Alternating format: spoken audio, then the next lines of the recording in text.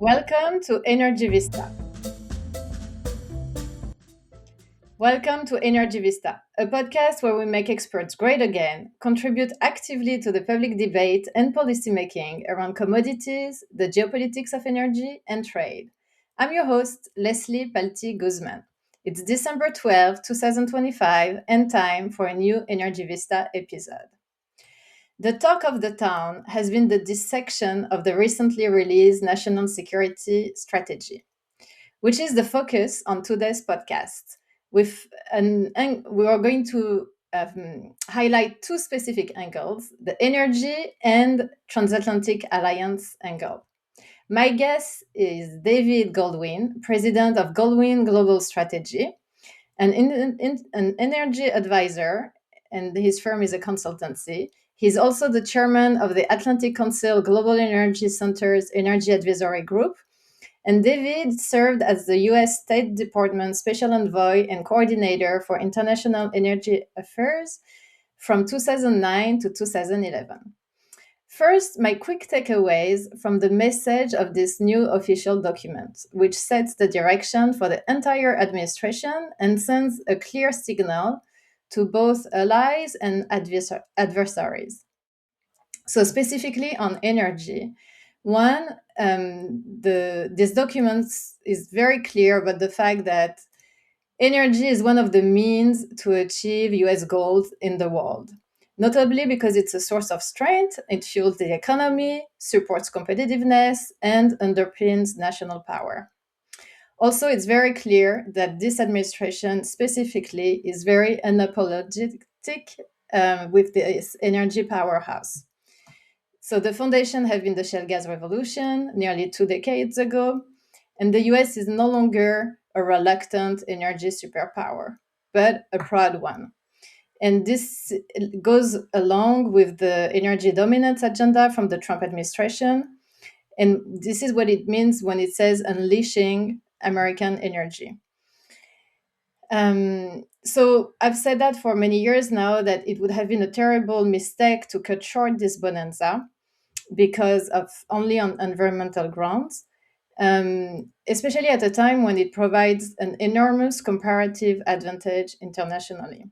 So the US is currently enjoying an abundance of energy, relatively cheap compared to its peers, and it makes the country more self-resilient and competitive. And this is something that is really underpinned this strategy, is that compared to other powers, it puts the US at a real big advantage. So third, the US is going to use this energy for exports, notably in its relations with allies, sometimes to help, but also sometimes to get its way. And energy has become also a tool of influence. Four, there is a big emphasis on innovation and technology rather than climate. But at the same time, some of these technologies could be deployed also to curb emissions. And five, there is a big emphasis on the geoeconomic competition, notably with China, where energy, industry, trade, and technology are deeply entangled. By the way, this is a focus, and this intersection is increasingly a focus of my analysis, and I put a lot of attention on this entanglement. But it means that countries increasingly will be pressured to pick sides, and those choices will shape their energy procurement, strategy, and infrastructure partnerships. So, from Washington perspective, there is a real concern that Europe could tilt toward China if it lacks sufficient economic strength. And we'll discuss a little bit about this in the podcast. So, hi, David. Hi, Leslie. Good to see you again. Very good to see you. Thank you very much. I think it's the second time you're a guest at Energy Vista, so thank you. And this is going to be a fascinating conversation. You heard a little bit about the introduction. And since you work for the government, can you maybe give us some context on how usually those documents are prepared internally?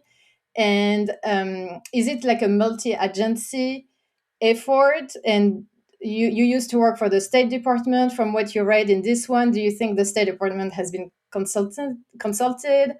And yeah, tell us a little bit your big takeaway here.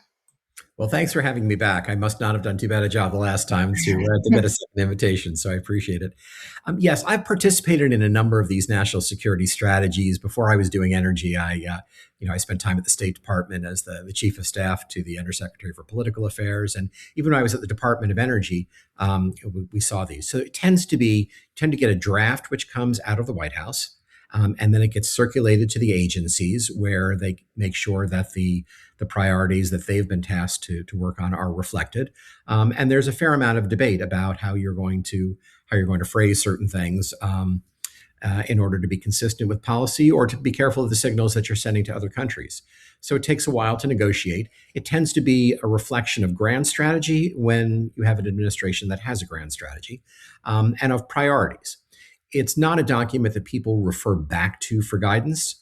And it is only as good as the thinking on the day that it's written, and events tend to change policy over time. So this national security strategy is unique and a departure from previous national security strategies in a couple of respects. One is that it really doesn't posit a grand strategy. I mean, the things that the first Trump national security strategy talked about, the growing rise of China, the rise of cooperation between China, Russia, Iran, and North Korea, the ways we compete in the world for influence, both economically and politically, are really absent from this national security strategy. It's a very America first, transactional approach, and essentially says that we will gauge our relationships, regardless of the kind of government that's there, by what kind of deals we're going to get. So China gets not as much of a mention as Europe, which you mentioned earlier. We can come back to that. So U.S. is a global leader, setting international standards, writing the rules of the road, building alliances, setting the moral example. None of that is here. This is all not the way we're doing things. So it's a pretty big departure, and I think it's being read that way around the world.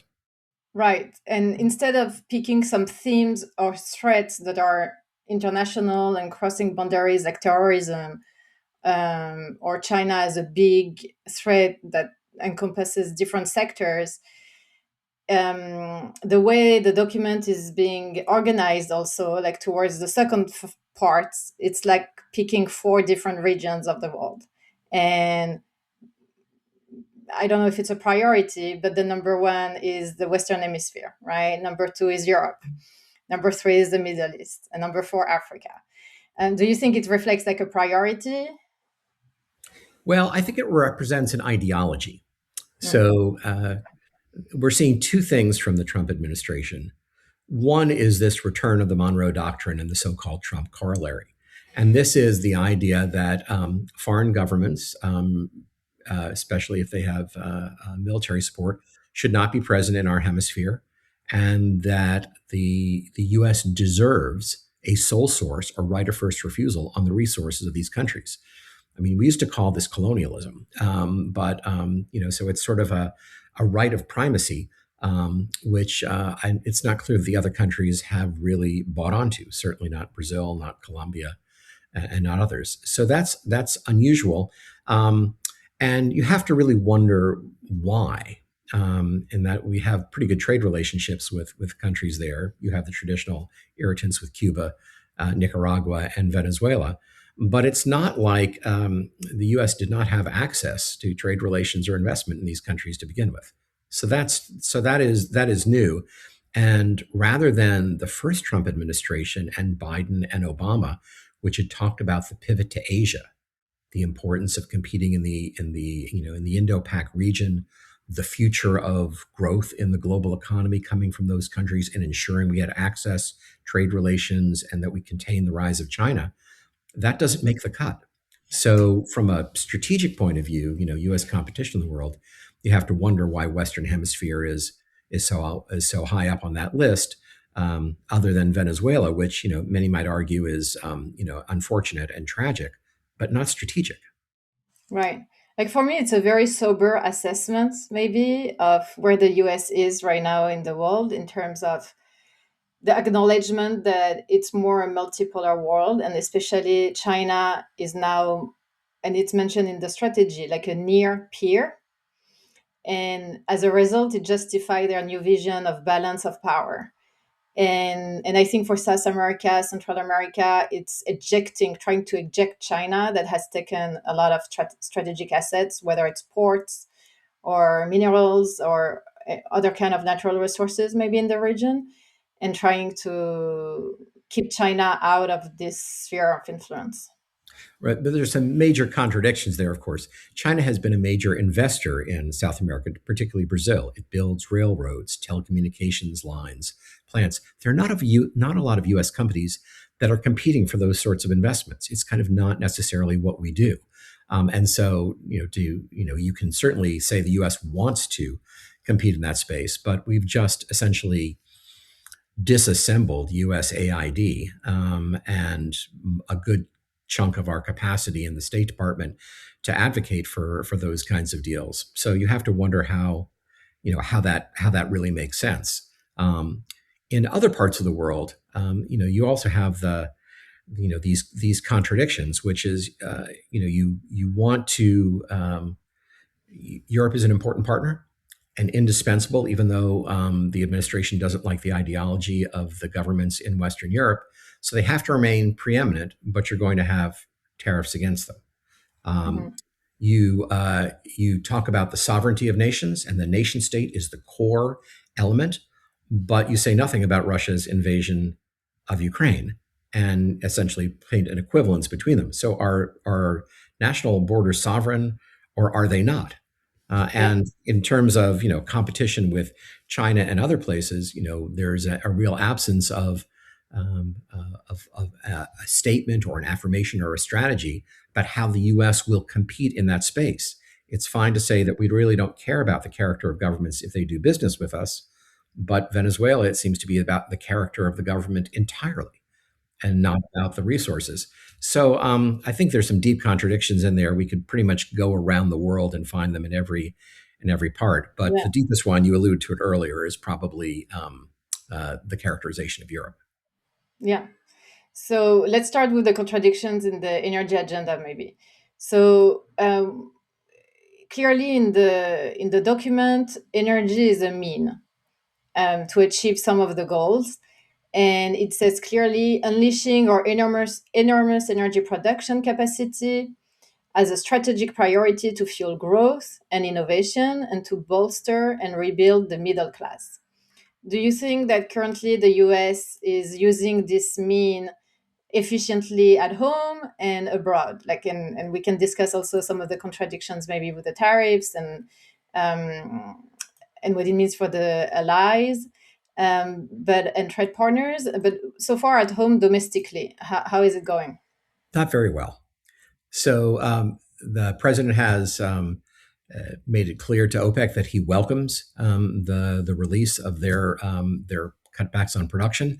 He is happy with prices around $60, and the U.S. oil industry has probably suffered greater losses in the first 10 months of the Trump administration than they suffered in all 4 years of the Biden administration. You made reference earlier to sort of environmental costs. The administration has said, well, we're deregulating and rolling back the Biden restrictions, but the Dallas Fed, made clear that that's kind of less than $1 a barrel. It's just not that expensive. That wasn't the real cost. So there's real pain and cutback in spending in the oil patch right now, and The that's pain is mostly coming back from a yo-yo and change of policies depending on the administration, and so for companies it creates a lot of uncertainties and predictability. Like they invest in one of the technology to curb emissions, and then they can relax it, or how is that right now. I'm impacting just talking about oil. So the oil patch itself, which is the production the president wants to unleash, is suffering problems because of price and them? because of diplomacy. It's also suffering because of the threat of tariffs to Canada and Mexico, two of our largest suppliers. If you move to the gas industry, gas production is up, gas prices are up. That has a lot to do with domestic demand as well as international demand. But you look at who our largest customers are for U.S. LNG, and certainly it's been Europe in the last few years, and also Japan and Korea. But we're in a tariff war with all three of those. They're all having projecting lower growth next year than this year. So we're inflicting economic pain on our customers and for the largest buyers of US LNG in Europe, which is in Western Europe. The administration has essentially said, we are going to support opposition parties in your government. We believe there should be regime change. And we believe that these current governments are on a path of civilizational erasure, which is pretty dramatic language, and that we like the countries of Central, East, and Southern Europe better. So I don't know under what business strategy you basically slap your primary customers around, threaten them with deposing them as well as imposing costs on them, and then hope for increased sales. So I think it's creating some real headwinds, I think, for the US LNG industry. The oil industry has it. And of course, in the renewable space, which I think you were alluding to, if you're in hydrogen or wind or solar or any of those advanced technologies, you've had the rug pulled out of you for existing investments in the United States and basically a very negative future for the next 4 years. So you see your competitors in Europe and in Asia essentially benefiting. You're seeing China essentially own the value chain for clean energy technology. And you're seeing capital and talent move to Europe, which continues on the path of clean energy development for national security reasons. So it's hard to see who the winners are in this energy dominant strategy right now. And if I could just add one thing, I mean, you talked about, it's good to see, the U.S. energy boom continuing and those geopolitical tools, but nobody was talking about erasing those. The first shale oil boom happened under Obama. The massive export of US LNG happened under Biden, not because of government policy, but because of the market. So I think we have to not lose track of fundamentals in this conversation because government policy tends to create uncertainty, but market fundamentals are what drive capital. I totally agree that production has started to increase under the Obama administration and continued under the Biden administration. But it was more, I think, a matter of messaging. And I think the current administration doesn't want to lose what, like, all the tools that have made the US so rich, basically, and self-reliant in the past 2 decades, and cede market share to other countries by aborting this bonanza too soon. Yeah, no, I think that's right. The thing that has created such success for the US industry is demand. European demand, Asian demand, Mexican demand for gas, Canadian demand. And so I don't understand a strategy which essentially punishes your primary customers, reduces their growth, and raises the costs of things you get from them because inevitably, if they are doing poorly economically, they will buy less of your stuff. Mexico is our number one destination for natural gas. It's our number one destination for petroleum products. We want Mexico to do well so we can sell them more gas and more products. Imposing But I think actually the strategy wants Europe also to do well. Like they are particularly concerned with the prosperity of Europe, and the main idea, I think, is it might be tough, but I think it's tough love in a way, and it's again a shock therapy, and Trump himself loves the shock therapy. Um, and so I think it's speaking the truth, a hard truth to hear sometimes. But in Europe, I mean, on the right side, and I'm not talking about the extreme right, just on the right, I think people have understood the message and knows what he's talking about because they've been saying that for years. I think on the left it's a bit different, and they are under shock and cannot believe what they hear. But I think pretty much half of Europe kind of agrees on some of the big lines, right, of how Europe got to this situation, and about the economic decline, and I think a big fear for this administration and what they mentioned in the paper, I think they're afraid that China could, like that Europe could sell to China everything, basically. and that China would increasingly own Europe, some of its companies, and the strategy mentioned, for example, Germany now, and I wasn't even aware that some chemical companies from Germany are going to China to use abundant energy that China receives from Russia. And here you can make the link. Well, maybe Europe would be better off using Russian gas at home rather than going to China and um, move its companies to China, right? I think some of it is related to the supply chain, um, and the concerns that basically more influence from foreign powers in Europe because Europe is not strong enough economically and militarily. Well, there was a lot there, so let's break that down a little bit. Yeah. First, let's start with the diagnosis on Europe. I think the national security strategy and some of Trump's rhetoric is right on the diagnosis of what the challenges are for economics in Europe. But Mario Draghi knew this too, and that's what the Draghi report was all about. The fact that it has been highly bureaucratic, that there have been impediments to permitting, that there are labor restrictions which make it hard to invest, and that some of the proposed regulations would be draconian and deter investment. So I don't think there's disagreement, even in Europe, that that is the problem. And of course, the solution is how to fix it. So um, you know, we've seen some great creative stuff about permitting in Germany and the rest of Europe. And we've seen the UK also talk about accelerating permitting over 2 years. You're seeing grid modernization there, and then you've seen even Repower EU come up with 10 FSRUs in the last few years and 7 expansions of LNG plants. So the Europeans are dealing with this. So I think you're right. The diagnosis of the problem of Europe is spot on, and not really debatable. A lot of the deindustrialization and shock came from renouncing Russian gas because of the invasion of Ukraine, which is what the opening was for U.S. LNG. So those are a little bit crocodile tears complaining about that. And I think it's only really at this point German industry which is talking about a return to Russian gas. It's going. The problem is the prescription, which is essentially saying that the problem with these governments is that they're too liberal and democratic, that they're investing in renewable energy, which is a national security matter for them, and these days not more expensive than other kinds of energy, and that essentially those governments ought to be unseated. And you may not be talking about the right wing parties, but they are. They're talking about the AfD in Germany.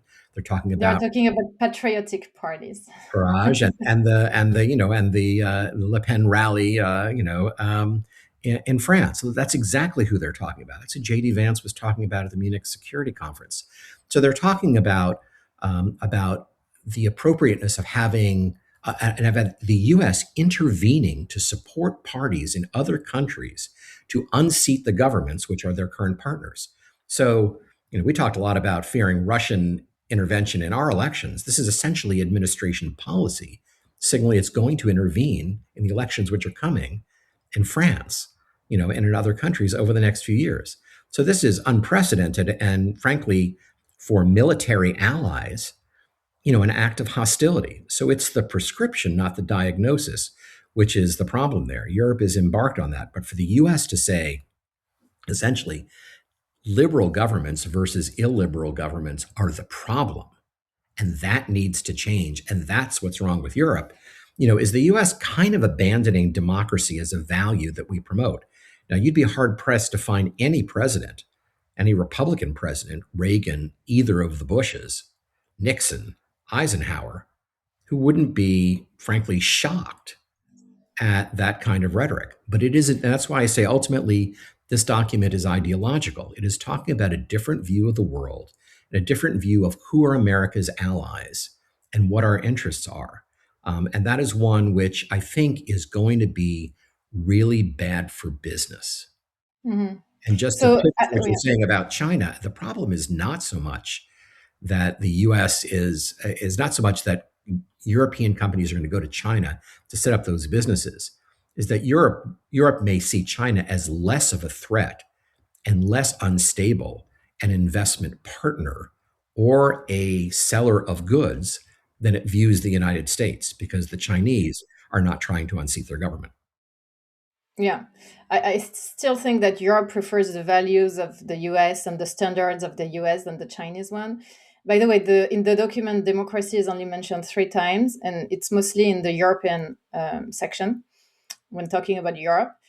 And yes, this document wants a specific type of Europe, a Europe that is patriotic, a Europe that doesn't self hate itself, and stop self beating itself. So they want a strong Europe. And again, I think for this administration, the stability is going to come from the economy and also from the culture. So you can agree or disagree on the way they say it, but I think Europe is making a mistake not debating it within itself, right? I think immigration has not been debated enough in Europe and the consequences of immigration. You can avoid tough topics. I think what the US is doing is putting its fingers on very tough topic that Europe has not managed to successfully debate and handle over the past few years. I don't agree with the prescription on how the US want to deal with it, but I think it's things that Europe needs to deal with it because otherwise it leaves room to extreme right parties. Um, You could and just to come, imagine how President Trump would react to have President Macron lecturing him on maybe a better way to secure the border, or maybe you should invest more in Mexico, or having the Prime Minister Starmer say, yeah, I think actually to be more patriotic and democratic, you basically need to have an election and elect a different party. Can you just imagine President Trump's reaction, and how much UK and French goods would we want to buy after that sort of a declaration from their presidents? So this is where it comes back to energy: is if yeah. you're if you're talking to European governments about buying your LNG, but you're telling them you need to abandon your energy strategy, which is looking at more autonomous energy through clean energy, and we're going to put tariffs on your goods, but we want ours to be tariff free, and you can rely on us, but I might tear up that tariff deal if you do something politically I don't like. How good is that for business? And I think that's where it's going to be challenging. People don't like to do things under duress. No one likes to be dominated, and so the idea that they are going to stake their long-term gas imports on the U.S., I think we are now in worse shape than we were before. And I think if you're Europe, you're looking at Algeria, Libya, more pipelines from North Africa to Southern Europe. ENI is already investing in those. So why wouldn't you have more piped gas? And not for nothing, 2027, I think you've written about this, we're looking at a considerable LNG glut. So the U.S. isn't the only seller. You have Qatar as well. And in a I period of mean, lower I think, prices, not so bad. yeah. So why wouldn't you diversify more if you're Europe now, if the US has suddenly made itself a political threat in the way that it's never been? And not for nothing, just in one more point, I mean, the US is on the verge of talking about significantly withdrawing military assets from Europe and shifting more of its defense burden onto itself. So you're raising their budgets, abandoning them when Russia is aggrandizing, and you'd like to do more business, please. I think that's a naive strategy. Mhm. Um, yeah, I mean, I think Europe is still, the US is still a reliable supplier. We cannot compare the US with what Russia used to do in terms of weaponization. No, no, of I course. agree that there is more politicization, but the strategy, like is mentioning specifically, Europe remains strategically and culturally vital to the U.S. transatlantic trade, remains one of the pillars of the global economy and of American prosperity. European sectors, from manufacturing to technology to energy, remains among the world's most robust. I mean, the U.S. needs Europe; they know it. They need Yes. it as one of the big markets. It's um, an educated, rich, a market. They need it, and there is kind of an interdependence right now in the relationship. Like a big question for me from this strategy is also like because it keeps talking about Europe needed as a stable partner, right? Like a capable and stable partner. So the US wants to delegate now. Uh, the US doesn't want to be the policeman of the world. They need capable partners to delegate some of the military, you know, kind of division of labors, right? So if Europe is capable enough, they will deal themselves with Russia and other threats. But to get to this point, how are we going to get a stable Europe? And does it mean that we need Russian gas again and Russian energy? It seems that from this strategy, for me, the underlying message is that we need Russia to make Europe stable again. What do you think about this Well, statement? I think the diagnosis is a little bit different. I mean, essentially, what they say is that, well, first, if you want to share burdens around the world, that's what alliances are for. That's what NATO is for. That's what those other alliances are for. And so you can definitely ask them to share more burden. And President Trump has been successful uh, with the help of motivation of fear of Russia in getting European countries to increase their military budgets. So they are being more self sufficient, but you don't do it in 6 months. That's basically abandonment. And so you can't both say you don't want to be the world's policeman and you want your outcomes and you don't think your alliances are important. So I think there's a contradiction there. Second, their diagnosis on Europe, essentially the problem with Europe, and it's basically a racially tinged analysis, is that if European governments don't control immigration, they won't be European anymore.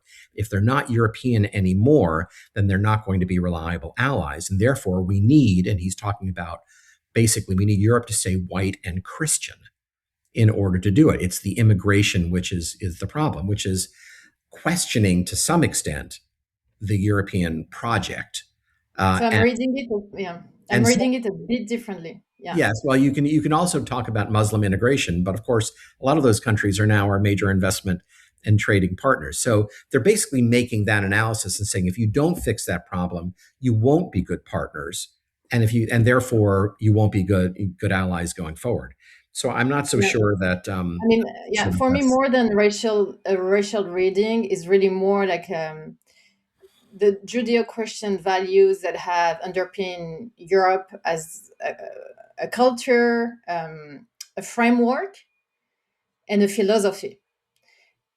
I think are under threats under some countries, and it's a small threat right now. But if nothing is done, it could really spiral.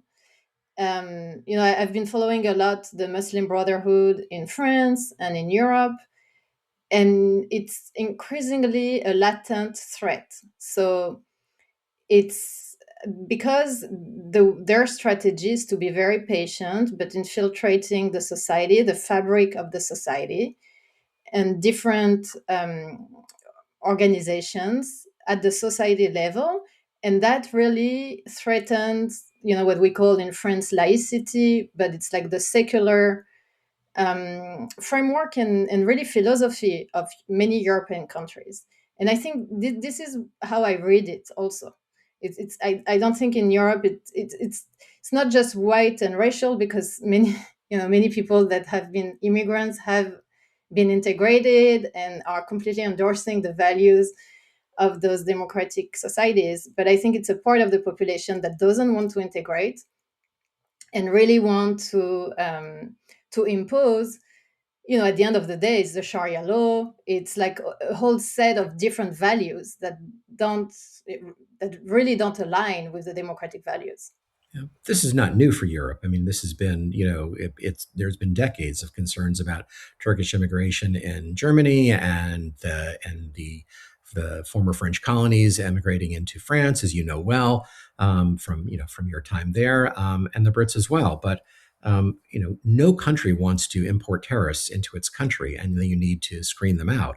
But the same diversity that they celebrate when they field their World Cup team in France, you can't have it one way and say, but we really wish all those people except for the best soccer players would stay out. And that's so I think it doesn't give enough credit to European governments now. I mean, frankly, of either party, that they have not understood and made steps to try and address this issue.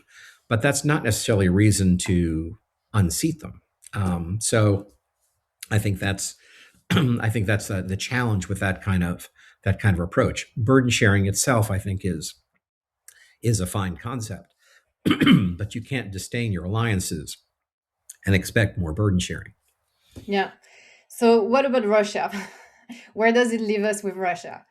There are ongoing negotiations, and obviously, Ukraine, Europe don't really have a seat or a voice at the table right now. Um, what's next for Europe? Do you think we're increasingly going to go through a divisions between Europe and the US on this matter? Um, if Europe really wanted to have done something, they could have used the frozen assets from Russia.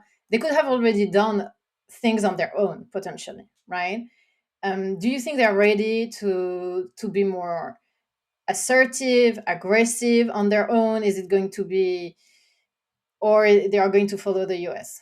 Well, if we're talking about sort of the resolution of the conflict rather than talking about gas, we can come back to gas. I mean, first, Europe is arming Ukraine. The Trump administration has not contributed a U.S. dollar to the armament of Ukraine since President Trump came to power. He has allowed Europe to buy weapons to sell to Ukraine. So, in addition, and when it comes to sanctions, which is actually forswearing resources, whether that's gas and oil, it's Europe which raised its own electricity prices and gas prices by forswearing, Russian oil and gas. It took them some time to reduce it, and I think they are hell bent on fulfilling those commitments in 2026 and 2027. So, in the context of a peace deal, would Russian gas come back? Maybe a little bit, but not much. So I think that deal is done, and I think it's really it's a falsehood, to say that Europe has not done enough. One of the biggest opponents to seizing Russian assets has been the US Treasury at some points because the precedent of seizing government assets without a process, because they exist in banks, is something which the US does not want to experience with respect to its own assets overseas. And so that's why they've talked about more creative mechanisms, such as using those assets as collateral for loans, which would then be made to Ukraine to arm itself. So I think there's some legal technical issues there about that. So I think the Europeans have done plenty, and at this point, certainly last year, much more than the United States has. Going forward, I think what we're going to see is more of the same. I think President Trump has, I think rightly, tried to put pressure on both sides to come to a deal. The deal that has been proposed, the last time, the 28-point deal, was Russia's talking point. So that was never going to go anywhere. And the 19-point plan was just fewer of Russia's talking points. So that wasn't going anywhere either. But they are moving towards some sort of a greater understanding of what a deal would have to look like in order to take place. But the things the U.S. has supported, that Secretary Rubio has supported, that are essential to a Ukrainian deal, which are a demilitarized zone, ability to join the EU, a reasonable limitation on its army, not giving up territory that it already possesses and just handing it to Russia, are and have been and always been fundamentally unacceptable to Russia. So if the Russians are willing to take that kind of a deal, maybe something happens. Will we get a ceasefire plus deal? I think that's possible. Well, we'll get a ceasefire for a stand down, but that stand down is time for Russia to rebuild its military and perhaps for Ukraine as well. So I think what we might actually see in the next 6 to 8 weeks, if it becomes clear that there is no reasonable deal that the Russians will accept, and the Russians are the problem right now, then I think you may see a resumption of President Trump putting more pressure on Russia. And that might be allowing the sale of long range missiles to Ukraine, which would be able to redress the military balance a little bit and, in President Trump's hope, bring both parties to the table. But I think there's a fundamental tension there which cannot be papered over. And I think that fundamental tension comes from the fact that that Russia believes Ukraine is not a country, and that it's not going to accept its ability to arm itself and defend itself.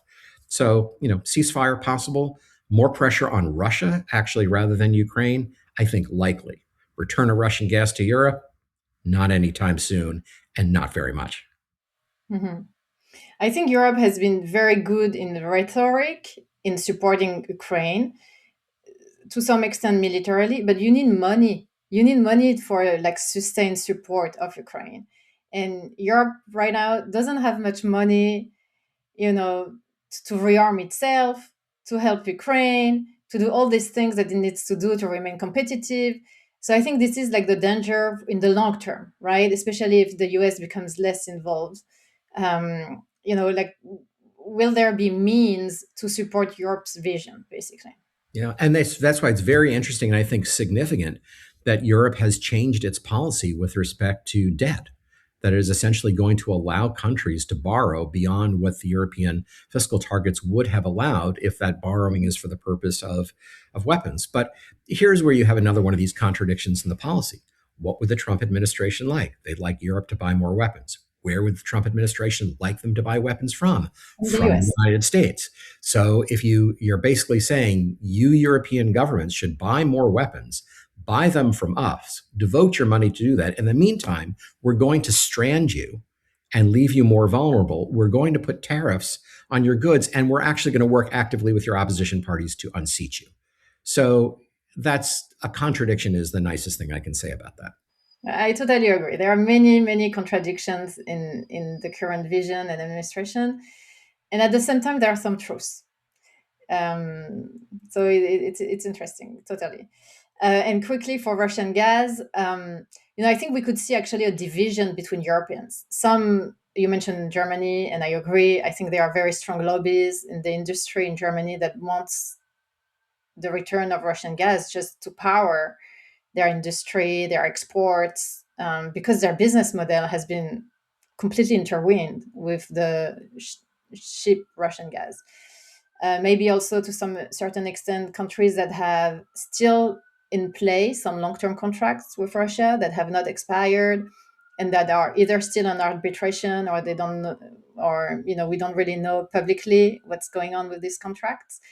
And also, there is still this idea that the US is taking it on a little bit, but that used to be the one prevalent in Europe, which is how can you have a stable Europe without having an integrated Russia into the continent?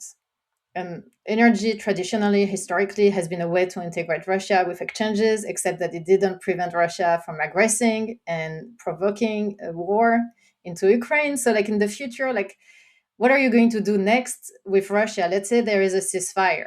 How Russia needs revenues, right? They need to live. Like, where are they going to sell this energy? Only to China? It's going to be interesting questions. Yes. Well, that ought to be motivating Russia to take a different position than the one that it's taking. But I would say even even in Germany, while there are always voices that would like the cheapest gas, it is remarkable the degree of political consensus you have seen in Germany and in the European Union as well to accelerate their phase out of Russian gas. But again, this is if the return of Russian gas to Europe is part of the Trump administration's carrot list, what does that do to the U.S. LNG industry, Of course. especially in the next few years? So this is Yeah. come back to the very first thing we raised is sort of how's that energy dominance thing working for you?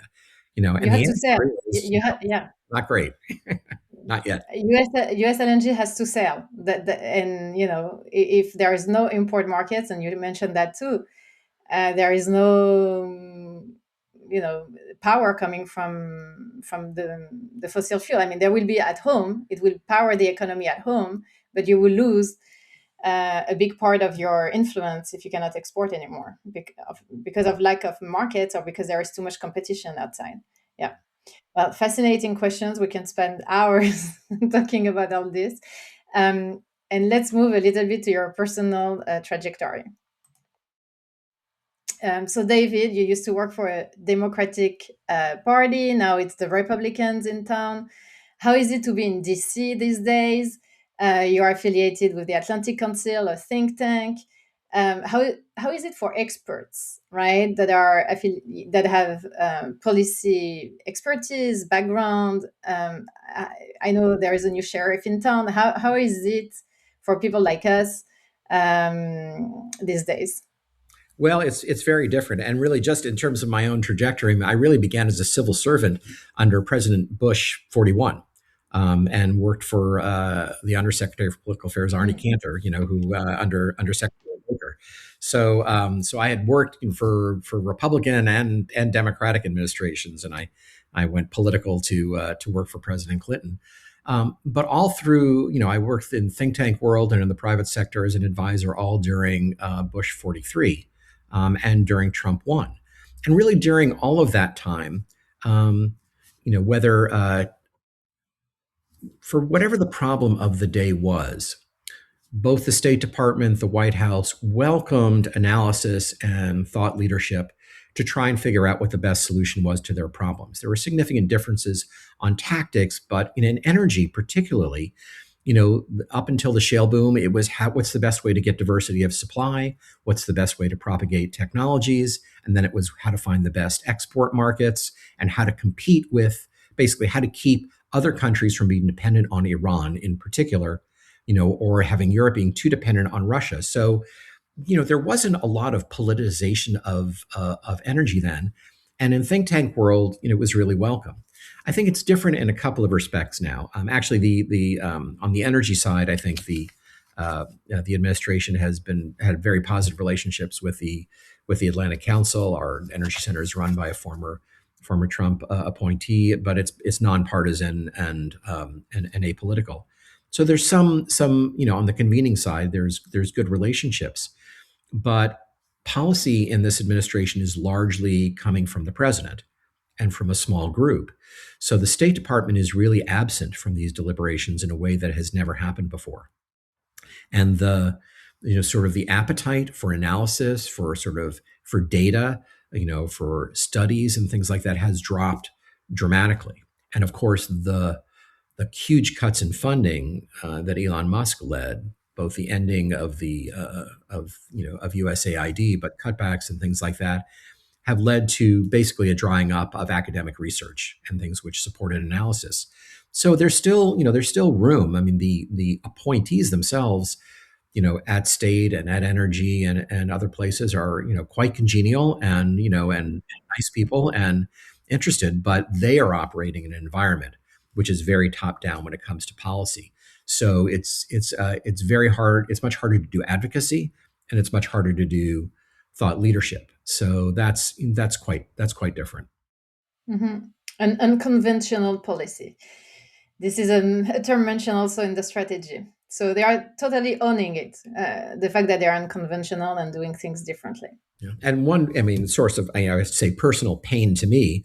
I led the creation of the Energy Bureau at the State Department, the Energy and Natural Resources Bureau, under Secretary Clinton. Sort of designed it in the Quadrennial Defense and Development Review, and left and left in 2001. Carlos Pascual really stood it up, but for 15 years it has been there and has been the leading edge of both advocacy and policy development, whether it's containing Iran, or imposing U.S. sanctions, or fostering development, or critical minerals.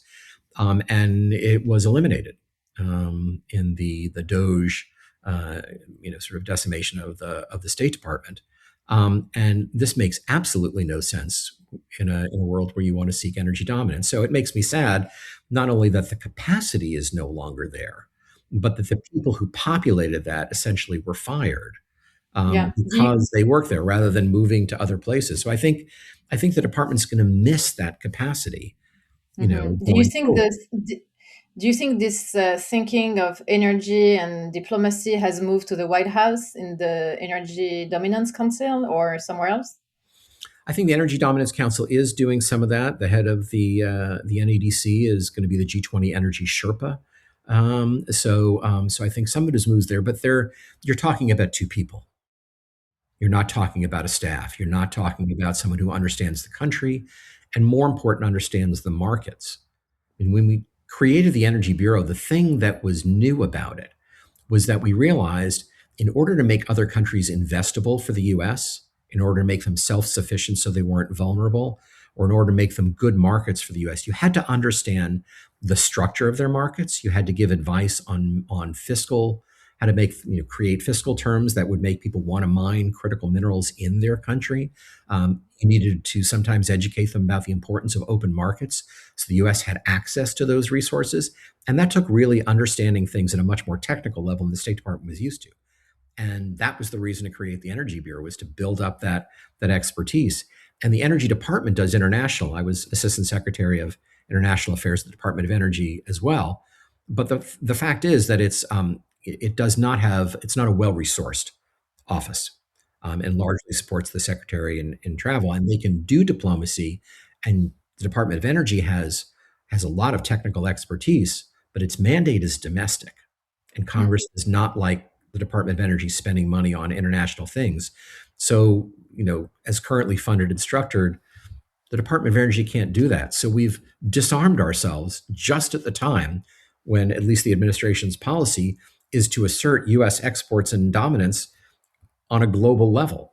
So, yeah, I was sorry to see that go, and even sorrier to see the people go. But I think the administration will miss that, and at some point may have to rebuild it as it realizes it's got a lot of demand for that diplomacy, and it needs capacity to support its objectives. Fascinating, David. Thank you so much for joining the Energy Vista podcast, and we'll have you back very soon. Great. Thanks, Leslie. Lovely to see you. Take care.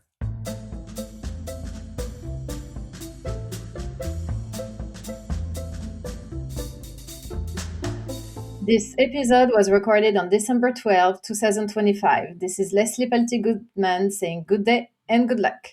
If you like what you hear, want to support Energy Vista, discuss sponsorship, or send feedback, contact me.